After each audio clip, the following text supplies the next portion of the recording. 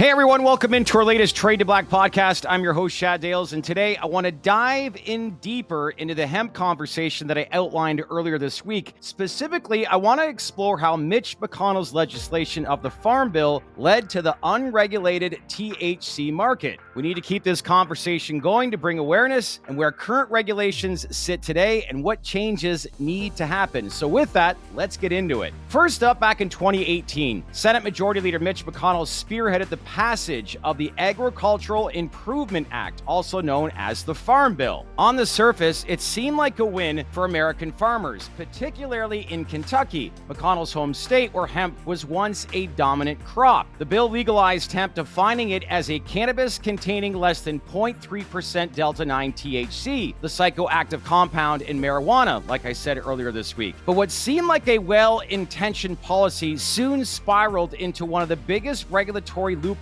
in U.S. drug history. Today, thanks to the 2018 Farm Bill, gas stations, convenience stores, and online retailers across the country sell intoxicating THC products without any regulation. These products include Delta-8 and synthetic Delta-9 THC. They aren't grown naturally in hemp plants, but are instead chemically converted from excess CBD. The result, a market flooded with untested, potentially unsafe THC products sold to consumers of all ages. And while traditional cannabis businesses remain under tight state and legal restrictions. So let's rewind back to 2018 when the Farm Bill was introduced. Its primary goal was to legalize industrial hemp, reviving an agricultural industry that had been crippled by outdated drug laws. McConnell, a key proponent, saw it as an economic boon for Kentucky farmers. And really, it worked, at least for a while. Farmers across the country jumped at the opportunity, planting hemp in record numbers, expecting a booming CBD market. But there was just one problem: oversupply.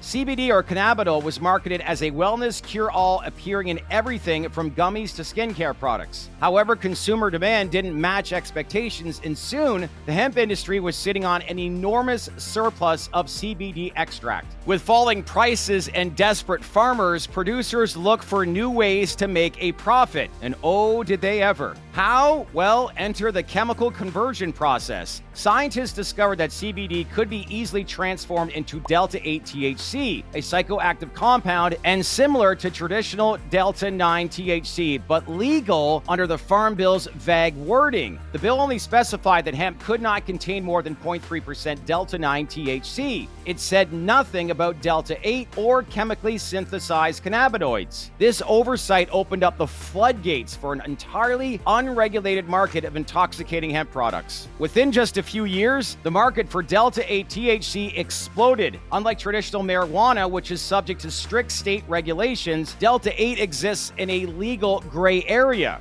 Manufacturers mass produce it, infusing it into gummies, vape cartridges, and beverages, selling them nationwide with little to no oversight. Walk into a gas station or a convenience store in nearly any U.S. city and you'll find shelves stocked with THC products labeled as hemp-derived, even in states where cannabis remains illegal.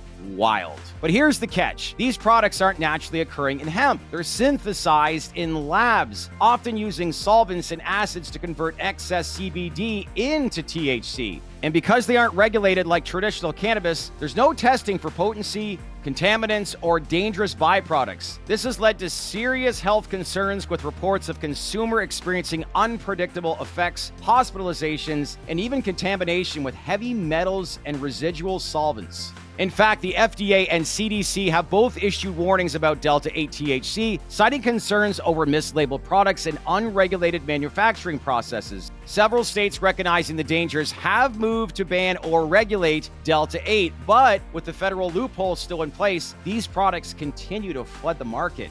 So when we zoom out and view this from a big picture view, one may ask, how does this loophole remain in place for so long? The answer lies in politics and money. Mitch McConnell and his allies pushed for hemp legalization as a way to boost Kentucky's struggling agricultural sector.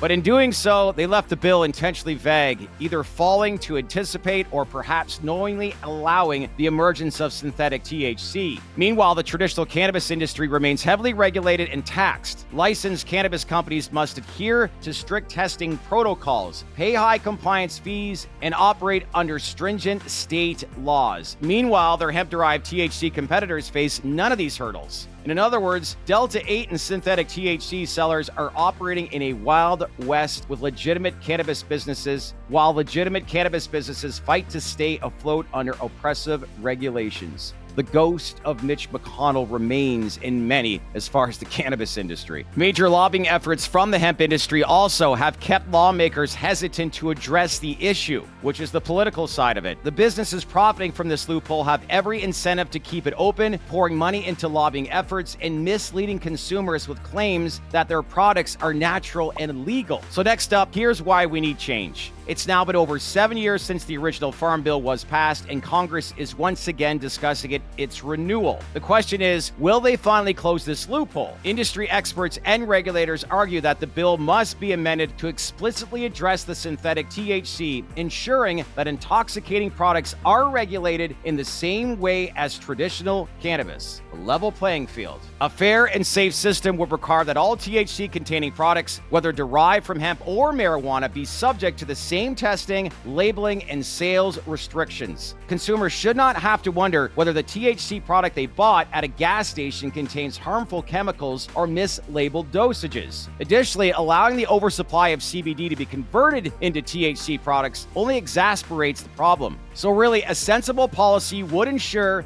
that hemp is cultivated for legitimate industrial and wellness purposes, not as a loophole to sell unregulated THC under the guise of legality. Mitch McConnell's 2018 Farm Bill was pitched as a way to support farmers and grow an industry. Instead, it created an unchecked marketplace for intoxicating synthetic THC products that evade regulation. Today, consumers across America are knowingly purchasing hemp-derived THC without any guarantees of safety or transparency. Meanwhile, legitimate cannabis businesses continue to struggle under regulatory burdens that their unregulated competitors sidestep entirely. So really, the upcoming Farm Bill presents a crucial opportunity to correct this mistake. Lawmakers must act to close the Delta 8 loophole, enforce proper testing, and ensure that all THC products are subject to the same regulations. Until then, the current system remains broken, prioritizing profits over public safety and rewarding those who exploit legal technicalities